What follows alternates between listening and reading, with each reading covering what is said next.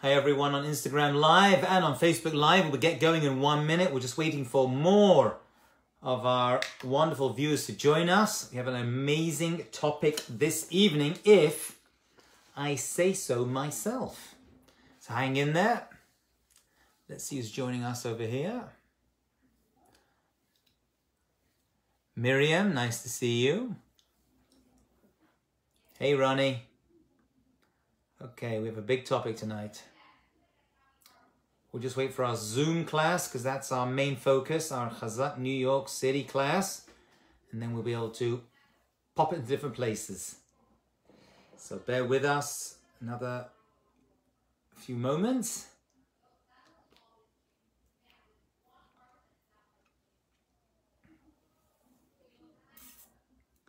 And we will get going.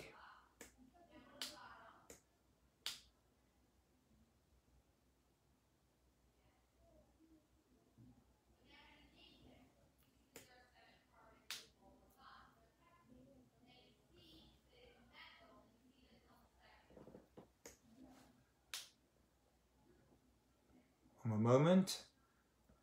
Jessica, we ready to make this happen? Ah, fantastic.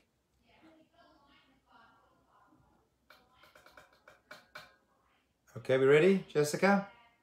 Great. Okay, thank you so much. Thank you.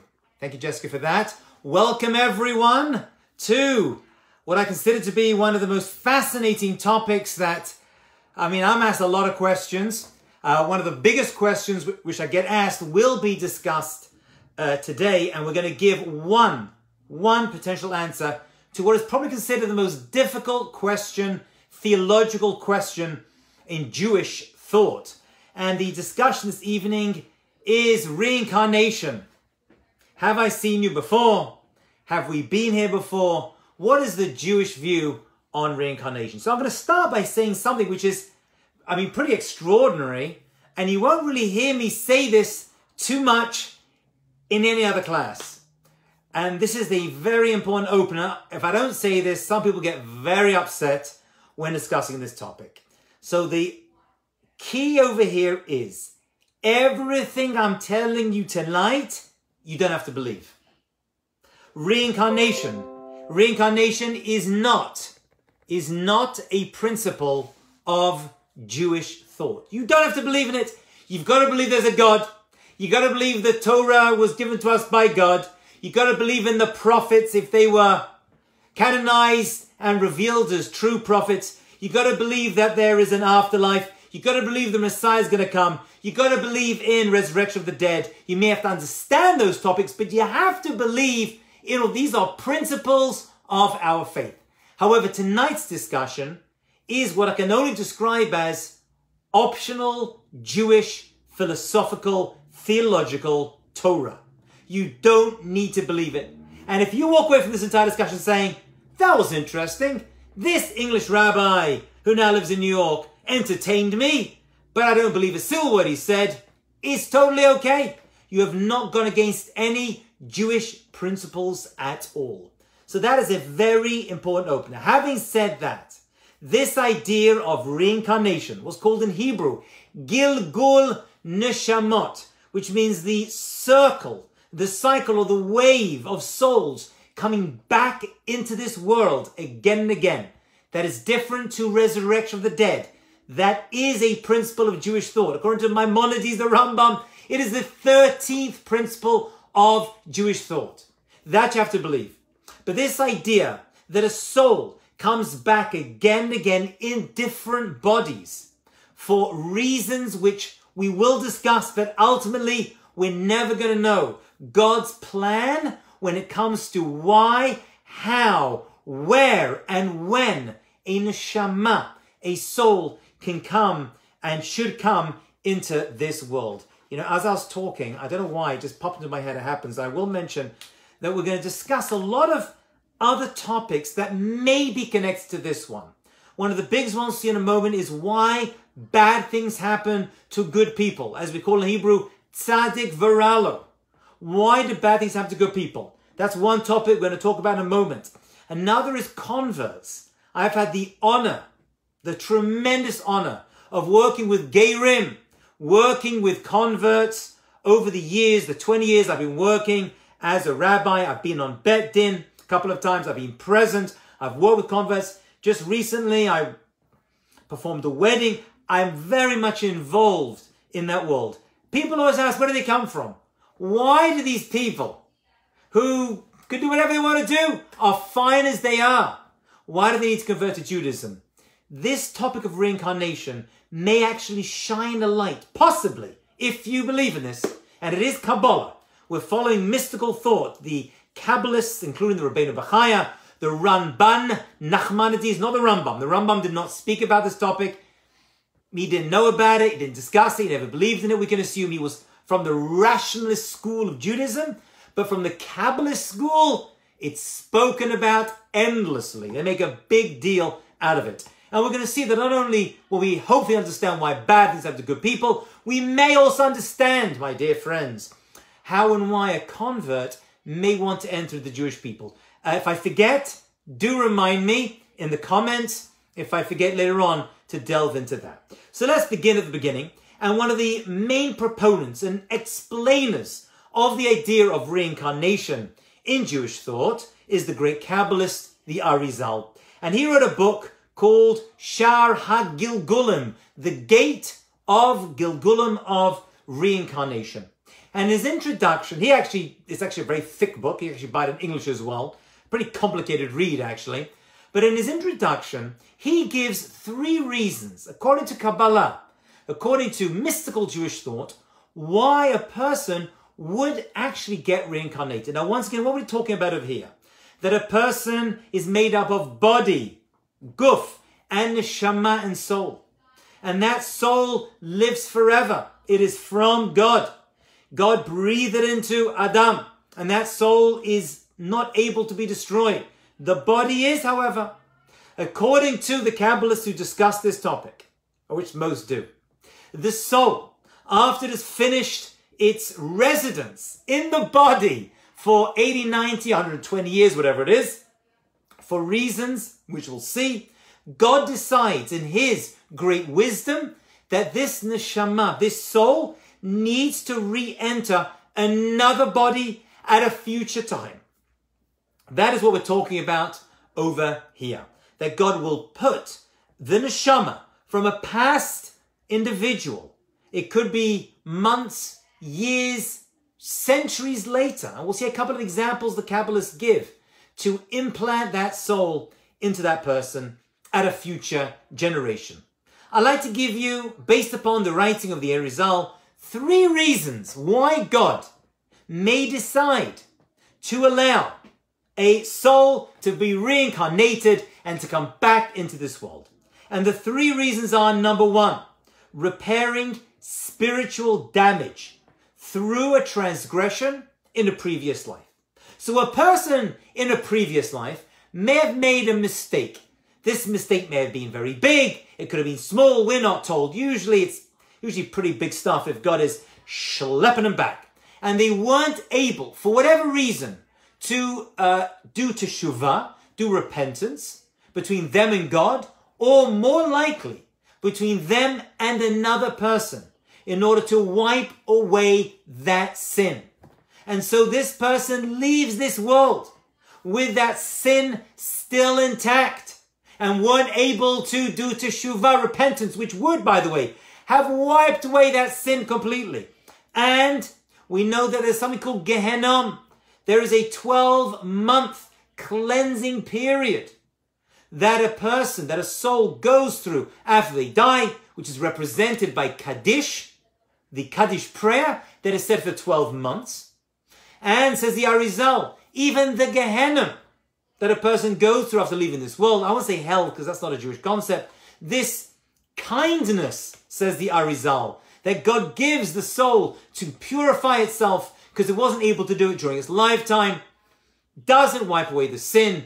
God does a favor to the soul and allows it to come back into a body in a future generation, in some time or place that only God knows. God is the fair and just judge. And then this person is able to rid itself through the challenges or whatever happens in this world in that second or third or fourth or fifth lifetime. According to the Kabbalists, a person could be reincarnated a number of times. I heard from a great Kabbalist, a real Kabbalist recently. Most people today have been here hundreds of times possibly. This is not your first rodeo. And some of you may be attuned to this, and some of you not. What can I say to you? For me, I've been here before. This is not my first life. And so this soul comes in and is able to remove the sin that it did in the previous life in order to remove it and to get a full and complete cleansing. That is reason number one of the Arizal why a person would be brought back against their will, but it is still good, into this world in order to have things happen to them which allow this sin they did in a past life be expunged. I will mention another point over here, and this is very important, and this is written in a number of places in the Kabbalistic texts. You may see a person, listen to this amazing idea, this is unbelievable, it's going to blow your mind. You may have a case that happens of two people who have a monetary dispute. They're arguing over money. And, I don't know, Joshua owes Sam money. Joshua, I'm just choosing random names. Joshua owes Sam money. And so Sam takes Joshua to court. And Joshua does actually owe the money. They both know it. But Joshua, he denies it. They go to court. And the court actually goes against Sam, who's owed the money. And they rule in favor of Joshua. And they say that Joshua does not need to pay the money. He doesn't need to pay it. He doesn't even owe the money, when actually he does. But that is the Bet Din, the court of Jewish law, has made a decision, or maybe the secular court, and the case is over, thrown out of court, it's all done. Sam is frustrated. Say the Kabbalists, what Sam should think to himself is that, although he knows he's owed this money, it must be that Sam actually owed Joshua the money in a previous life. And God brought these two souls back into this world and implanted them into different bodies. And now he made this monetary existence, circumstance happen between them. And now Joshua owes money to Sam. He is acquitted, but really it's fixing a previous challenge that these two people had in a previous life. That's why actually we'll see the Kabbalists look inside the parasha in the Torah portion called Mishpatim, which is all the tort and all the financial difficulties. And they say, if you look inside Ve'ela Mishpatim, those laws, you'll see the secret of reincarnation. Because most of the challenges, they say, of monetary dispute are actually from previous lifetimes. That's what the Kabbalists say. That's what they say. So that's reason number one. Reason number two, that a person may be reincarnated and have to come back into this world in a different body, according to the Arizal, the great Kabbalist, Rabbi Luria, he says it's because they missed out on a mitzvah, on a positive opportunity that they could have taken in a past life, but they didn't. So God does them a favor. God realizes for whatever reason they had an opportunity, or maybe they didn't have an opportunity to do a certain good deed. God says, you know what? I want your soul to have that merit for the next world, for Olam Haba. And therefore, before the next world begins for you, I'm going to bring you back into this world, and I'm going to give you the opportunity in order to do this tremendous mitzvah, and I'll find a circumstance that you will be able to do it. Okay? And that's how the Arizal understands the second reason. That's two reasons. Reason number one, why reincarnation exists, as the Arizal, who's one of the main proponents of this understanding of Kabbalistic reincarnation, or Kabbalah's understanding of reincarnation. Number one, you did a sin, Gehenna didn't fix it, you got to come back, you got to fix it, you got to find that person, and God's going to lead you to fix it. Number two, you had a mitzvah. You had an opportunity to do that mitzvah. You didn't get it for whatever reason. Maybe you weren't in the right place, the right country. Maybe you're not the right gender. And God's going to bring you back in a different gender, which could happen, says the Arizal, which will allow you to fulfill this mission you didn't fulfill in a past life. The third and final reason is that you're perfect. You don't need to come back. There were no sins. There were no mitzvah. You fulfilled your mission in this world. You're in this world for 920 years. God says, I gave you a mission. You fulfilled your unique mission, but I need you to come back in order to help somebody else fulfill their mission. Now that's a deep concept. That's a deep concept. In other words, you're okay, you're good, but your soul is needed in this world, in Olam Hazeh, to help other souls that are here trying to fulfill their mission before they go to Olam Haba. And therefore, God says, I'm going to bring you back, put your soul into a fetus, which gets born as a baby and grows up in that family, in that town, in those circumstances, to help a parent, help a sibling, help a friend. It could be a small thing. It could be that that mission. Now, this is a very, very deep idea, and I'm going to say this very carefully because I know people have gone through tremendous suffering. As a rabbi, I hear a lot of this. But this is an idea, and it does bring comfort to people. It could be that one of the reasons that we see people suffer, especially by, heaven forbid, lo aleinu, loss of a child, heaven forbid, or the loss even of a fetus, a miscarriage, even a child in the womb is able to bring a tikkun to itself, a fix to itself as a reincarnation, and is able to bring a tikkun to the mother that carries it. And this will be seen as a very holy soul. Listen very carefully as I explain this idea very carefully. And I'm going to explain it through a story, a very famous story of the Chazon Ish, one of the great rabbis of a previous generation. Listen to this incredible story. The implications of this story are universal and epic. The Chazon Ish was sitting in his study, and a woman walked in to ask a question of the Chazon Ish, this great leader of the generation. With her, she brought her son who had Down syndrome, a Down syndrome child. As she walked into the room with her child, the Chazon Ish was sitting there with students, stood up. And the woman asked her a question, whatever it was. Maybe it was a question about whether this chicken was kosher or whatever it was. She asked a question. She received a response. She left with her son who had Down syndrome. And the Rabbi Chazon Ish sat down again. And his students were there. Said to him, Rabbi, why did you stand up for this woman?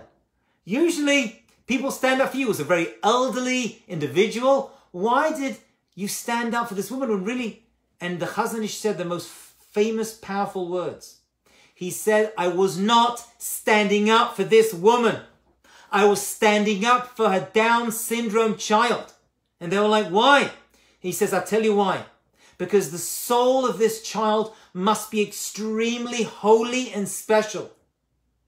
How can you say such a thing? I'll tell you why. Because God gives us abilities and potential. And these abilities and potential are based upon previous life or previous lives. Reincarnations that this child has gone through. If a child comes to this world and their abilities are few, it must be the soul of this child is very, very holy because it fulfilled its mission in past lives. It's just coming to this world to finish a last tikkun, a last fix-up. Therefore, the child of a Down syndrome or a handicapped child, we consider in Judaism to be a very holy soul. It's like a known thing in Judaism. Other cultures and societies through history see these people as trouble, as a challenge, and we don't need them, we don't want them, and they dispose of them. Heaven forbid. This is an anathema to Jewish thought.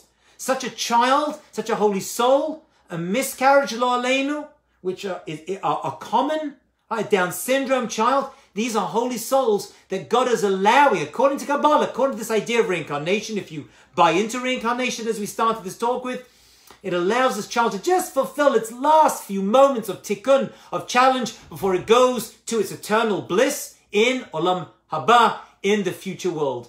And that's how we see it.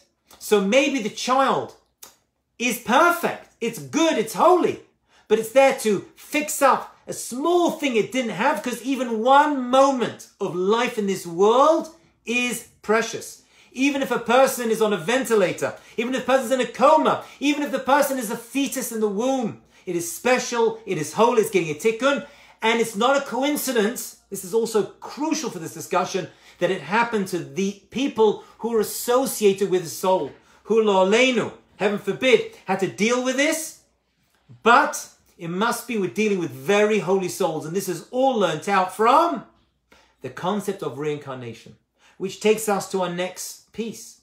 We know in the book of Job, the book of Eov, is one of the books of Tanakh, of Jewish scriptures. And as you know, Job was tortured tremendously throughout his life. He was considered a great and holy man. He wasn't even Jewish. According to the Gemara in Baba Batra, Job, Eov, was a non-Jewish person who lived in the land of Canaan, in Canaan, before the Jewish people even entered into the land. And the book of Job is considered the classic book of why the righteous suffer in this world. Because Job was a righteous individual and he suffered tremendously. He suffered physical pains and skin diseases, and he lost all of his children, his wife, and all of his wealth was taken away.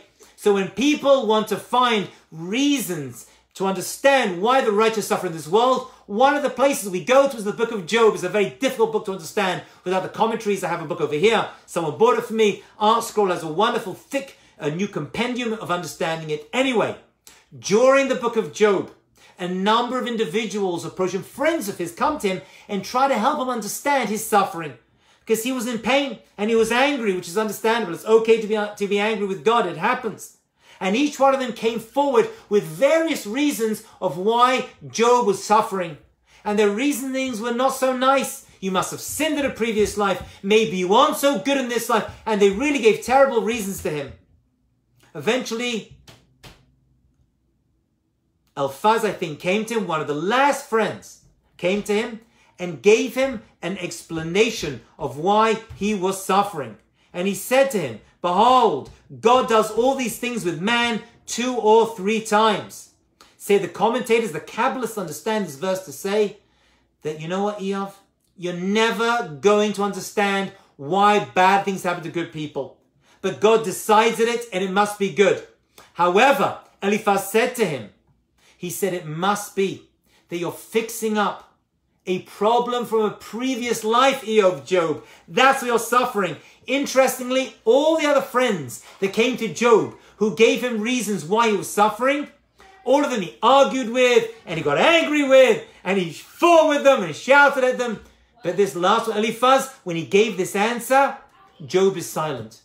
And the Ramban understands this. Nachmanides says, he was silent because there was no answer. He knew there must be, because the Ramban, Nachmanides, was someone who believed in reincarnation, and he said, that's what's going on.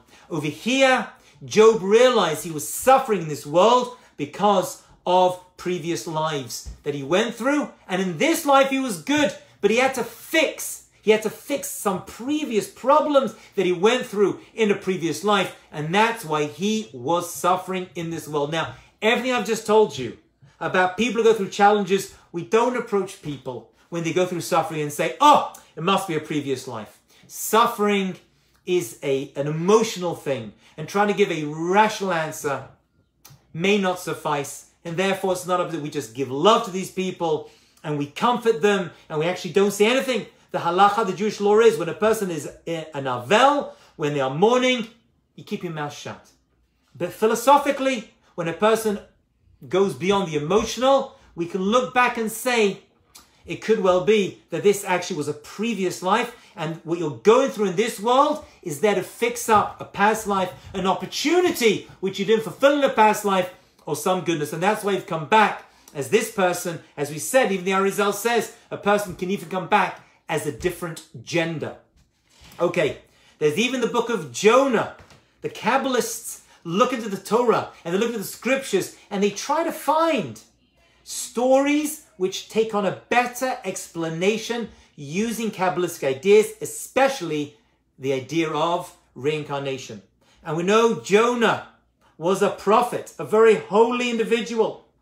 And he was told by God to go to the city of Nineveh, to go to the city which was in modern-day Iraq, outside of Israel, a non-Jewish city, and to tell them that if they didn't repent, God was going to destroy them. And so Jonah decided not to go. Why not? Many explanations. One of them is that he knew they were going to listen and it would reflect badly upon the rest of the people and especially the Jewish people. That's one answer that they give. For whatever reason, he decided not to go. He wanted to go instead to a place called Jaffa, by the water. As we know, he goes into a boat and he's on the boat and there's a big storm and eventually he ends up being thrown off the boat. He ends up being swallowed by a fish and then by another fish. And then eventually spat out back onto the land, and he makes his way to Nineveh to give this message that they have to repent, they have to do teshuvah. A nice story. A story we read on Yom Kippur, the time of teshuvah, repentance. Says the Vilna Gaon, the genius of Vilna. By the way, I always say, if someone has the name genius, a Jew has the name genius connected to their name, it must be that Rav Aderet was actually his real name. It must be the Vilna Gaon was a real genius. If he's known by all the Jews as Mr. Genius, he must have been pretty smart. The Vilna Gaon says this story is also a metaphor for the soul that comes into this world, and it has a mission. And the soul has a mission to go to Nineveh and get your job done. Everyone, my friends, every one of you listening, has a mission that is unique to you. Unique to you just as your face is unique to you, as your fingerprint is unique to you. Your mission in this world is unique to you as well. And sometimes we leave the mission because we get too involved in yafeh, beauty. We get involved in physical things. That is Yafo, where Jonah ended up running to. And then God does something unbelievable, says the Vilna Gaon. He allows you to be swallowed up, die, and then come back and be spat out back into this world. The Vilna Gaon understands the entire story of Jonah being swallowed by the fish and coming back into this world to fulfill his mission as actually the story and the secret of reincarnation that Vilna Gaon believed in as a great Kabbalist himself, and says, really, you're understanding the secret of reincarnation. And that is what Jonah went through as well. So we understand why bad things happen to good people, and this is the secret. And so, the Reshit Chochmah, one of the great Kabbalists, the Eliyahu ben Vidas, he says, why is it necessary for a soul to come back into this world? And he says, because a person may be lacking. They've missed out. And God is good and wants to give us opportunities, and also reincarnation, coming back to this world in a different body at a different time, can cleanse the body from a different experience that it goes through. Actually, the metaphor that is used, the Kabbalists always give agricultural metaphors. Agricultural. And it talks about a person who plants a vineyard and the vines come out, but the grapes, they're a little bit sour. So what does the farmer do? What does the person who runs the vineyard do? He comes along, he uproots it, and he plants again. They're also sour. So he finds some new soil, and he tries again. And eventually, it works out. Eventually, after a few plantings, says the Kabbalists and the Ramchal as well, Rav Moshe Chaim Lutzat, who speaks about this, and he says that God cannot, we humans cannot encompass God's thoughts. We don't understand God's mind. We don't understand God, let alone his mind. And therefore, it's difficult for us to understand. But God knows, and it's as though he's allowing this orchard to be built, and then he uproots it, and he allows the soul to come back again and again until you get it right, until you figure out exactly how you're able to fulfill the mission of a previous life. A question I get very often about reincarnation is that can people come and be aware of their previous life? Is the soul aware of its previous reincarnated state? So I have to admit something to you. I was obsessed with this topic as a young man, and I did a lot of research into it. There happens to be a professor. His name was Professor. He was actually a medical doctor, psychiatrist, Ian Stevenson, and he worked as a professor at the University of Virginia. And he did a study, a very cold, unemotional study of thousands of cases, like a controlled scientific study. He wasn't a religious man, I don't think. He was just an individual. He was very interested. He did thousands and thousands of interviews. Of the thousands that he did, the ones he was able to contain to have the highest scientific standard were about 20. And he wrote many books on reincarnation. And many of them actually existed in other societies and cultures, most not in the Western world, most in the Eastern world, and many of them in India, where he traveled. He traveled tens of thousands of miles to interview. You see, in our culture, the Western culture, this idea of reincarnation is seen as weird and fringy and non-existent. But in other cultures, it's part of their culture. So when a young child would speak to a parent about a previous life, which happens everywhere throughout the world, in our culture, we're like, stop being silly. But in the Eastern cultures, especially, and in India, for example, and in the Middle East, these stories are taken. And they allow a child, which is a child is considered the closest to birth, obviously, and the closest to a reincarnated state, that it can feel the soul inside it. And therefore, it has the ability to detect this previous life.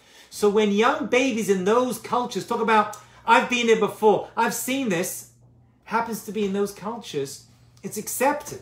He investigated these, and I can't go into it now, but there's many stories that he gives where the child describes in detail various cities and various people which they could never have known about until they traveled there with Dr. Stevenson to look into it. One of them was an Indian boy who said, I've been here before, and my wife, and I was married, and my friend owes me money, and they went to this town far, far away in Kabbalah, wherever it was, and actually the boy was able to identify exactly where things were in the house that he could have never have known, even hidden items in the house. These are the kind of studies. In Judaism, we say that a person may well be aware of their previous reincarnated state, of their previous incarnation. It could well be. But as we get involved in this world, of the physicality of this world, and the body starts to take over of the soul, they lose that awareness. So really it's young children or very great spiritual giants. The previous Satmar Rebbe actually spoke about this and said that he knew where he came from. He remembers 3 past lives. 3 past lives. And he knew what he was in each life. And he actually told his followers that it's actually recorded. You can even see this on Wikipedia when it talks about reincarnation. I looked up a year ago or so. I hope it's still there. He spoke about it and he says, yes, I remember I was a sheep of Jacob. Imagine that. And I remember the songs of Jacob. And he started to sing the songs that he remembered. Wow. I remember existing at the second temple. And I remember existing in the not too distant future. Through his own humility, he wouldn't reveal it. Are these stories true or not? I don't know. But it takes us to the next discussion. And that is, are you able to come back as a non-human? Does Judaism talk about this? And there is a book, a famous book, of which I have a couple of copies on over here, called the Pele Yoetz. Right? This is a book by, oh my goodness. The Pele Yoetz was written in Constantinople. I've forgotten the author's name. It will come back to me.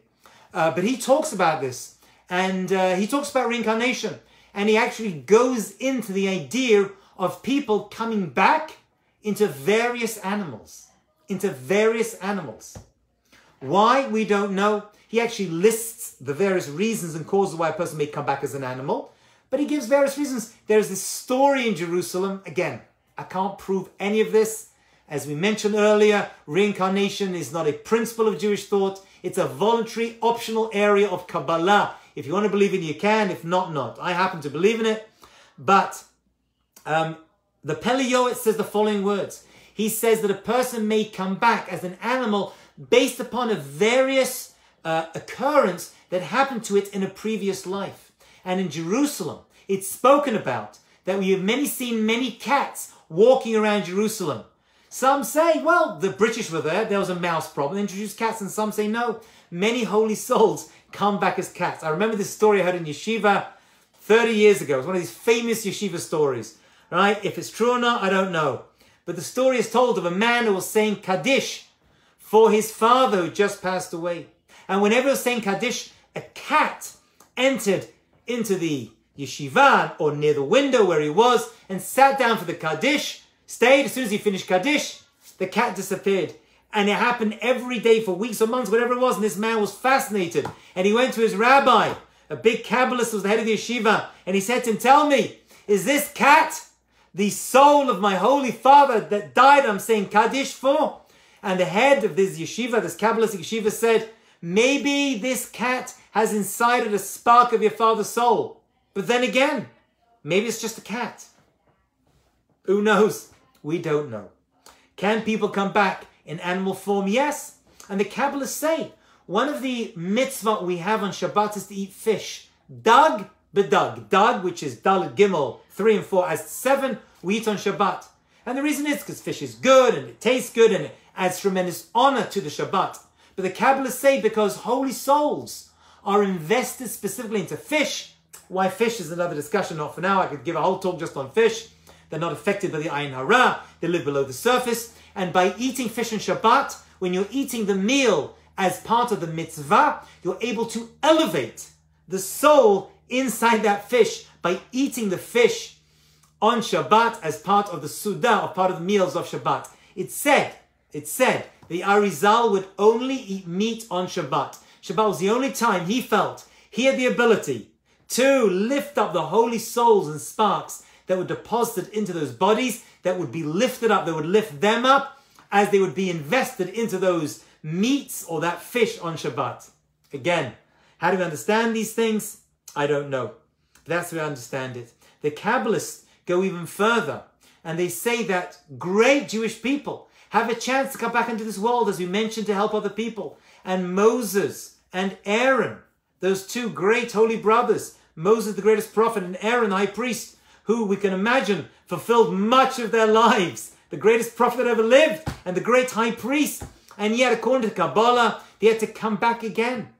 Maybe, as we said earlier, not for their own sakes, but for the sake of others. We said one of the reasons that God reincarnates souls is to allow them to help other people. And Moses and Aaron actually came back as Hillel and Shammai. Hillel and Shammai, the great Talmudic scholars, Tanaim, who lived at the time of the Gemara. And but people say, well, which one came back as which?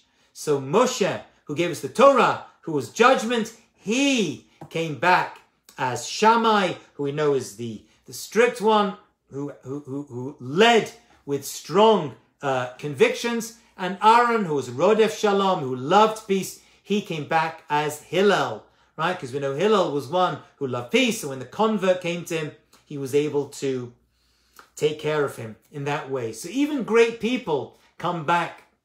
To finish, actually, as a side point, I'm going to do 2 side points. One of them is that they say before Mashiach comes, we're going to see a number of souls come back to finish off their final tikkun, their final fix-up before the Messiah comes. Because once the Messiah comes, it's all over. No more souls are going to get a chance to come back into this world. You got to fix yourself. You get one last chance before the Messiah comes. And so the pre-Messianic generation, which, as anyone who knows me knows, is happening right now, are actually previous souls that are here for one last chance. I promised I would speak about converts. Converts are holy souls that are given the opportunity to become Jewish. Within this topic of reincarnation, there is an understanding given of the desire for a non-Jew to become Jewish. Now again, there's many reasons why, and I've worked with many converts. One of my holy great rabbis who influenced me tremendously is a convert from a certain country. I don't want to reveal who this person is. I don't think he's so open about it. He does speak about it, actually. But what is the secret to a person wanting to become Jewish? Listen to this amazing idea from the Kabbalists, and the Sfas Emes talks about this in great detail, one of the great Hasidic leaders. He says that every convert that becomes Jewish, it can't happen from nowhere. It must have been instilled in this person's soul. But from where? Where would this come from? Does everyone remember the story of Abraham? We know that Abraham and Sarah walked around the desert trying to bring people to become ethical monotheists. And they were successful. They brought thousands and thousands of people to leave Avodah Zarah, idol worship, and to become moral and ethical monotheists. That's pretty much what Abraham did. What happened to these people? Did they become Jewish? No. Only the direct descendants of Abraham and Isaac and Jacob, of Sarah and Rachel and Leah, became the Jewish people. What happened to these people? They went back into their societies and hopefully they spread this monotheism that we see very prevalent in the world today. Say the Kabbalists, you know what? I'll tell you a great secret. At Mount Sinai, we know that God, listen to this amazing idea, it's going to blow your mind. If you just hear this one idea, it was worth my mother having me. We know at Mount Sinai, the Talmud tells us that God offered the Torah to all the nations of the world. And those nations said, what's in the Torah? No licentiousness, no robbery, whatever it is. We're not interested. We can't live the standard. Eventually he said to the Jewish people, you want it? They said, Naseh v'nishma, we will take this holy Torah, we will take it. Actually, say the Kabbalists, there were individuals within those other nations that said, you know what? We do want it. We do want the Torah. Where do these souls get that desire from? These souls are reincarnations from Abraham's souls that many years before had been formed and created by Abraham and his wife Sarah. And so God allowed these souls to come back into various future generations so that they could capture that moment of Mount Sinai that they so desperately wanted. But they weren't part of the Jewish people still because their nation said no. Says the Arizal and the other commentator, listen to this idea. These souls would be given the opportunity in future generations, the same souls that Abraham influenced, the same souls that were out Mount Sinai that wanted to receive the Torah but were not permitted to because they were not part of the Jewish people. They would come in future generation, and every convert to Judaism, it doesn't come out of thin air. It's coming from the source of their soul from a previous life they had been with, and God allows these souls to reincarnate and become converts. So actually, where a person converts, and I've spoken to many converts to Judaism, and I've said to them, why did you convert? I've never received a rational answer. No one's ever said to me, you know what? I just had to keep kosher. Made so much sense. It's always an emotional, a spiritual, a mystical, if you will, answer and reason why. And maybe the reason is because it's not their mind that's bringing them closer. It's their soul from a previous generation. And so we've come to the end of our topic. Let's just recap everything we said in 60 seconds. We said that reincarnation is an optional area of Jewish thought, but all the Kabbalists and many others talk about it and say this is one of God's ways to, 1, help a person fix past mistakes from a previous life. 2, help them do mitzvot, do good deeds that they may have missed out on a previous life, whatever reason. Or 3, the soul is perfect, but God allows that soul to come back into this world in order to fix and help other people. This may also help us the idea of tzaddik v'ralo, why bad things happen to good people. One of the possible answers to that question is reincarnation. And Job, who suffered tremendously right throughout his entire life, was allowed to understand his suffering according to the Kabbalists, according to his friend Eliphaz that said to him, you went through pain and suffering, you're good in this life, it's just there to help you fix your past life's mistakes and help you do things for other people so that you'll be able to get a full and complete olam haba, future next world. And so the Kabbalists go even further and they say that a person may even be aware of a previous life if they're a young child, when they're new and they're fresh and the soul is new inside them, or they're a great tzaddik. But a person could be aware, but in most cases that knowledge is removed from the person and they're given opportunity to live a life with free will, without the knowledge of a previous life. And a person may come back as an animal. We don't know which animal and why, but it could well be that a person comes back into this world. And we see people who suffer, and we see people, lo aleinu, with Down syndrome as potentially holy souls that come into this world that must have achieved greatness in a previous life, that their functioning is limited in this world, and therefore their soul is holier and higher than your average soul. So God has just brought them back for a few moments. And this may be one of the reasons that we understand why children go through suffering, or people go through suffering for no other rational reasons, because really it's a soul reason. That, my friends, is the summary of reincarnation. Hope you've enjoyed it and got something out of it. If you have questions, you can pop them up in our chat. I have still a lot more to tell you, but my time is done. I try to limit this to 45 minutes. Thank you all for being part of this discussion. I will see you all, God willing, again for more fabulous journeys in the fundamentals of Judaism. Have a great night. Shalom, shalom.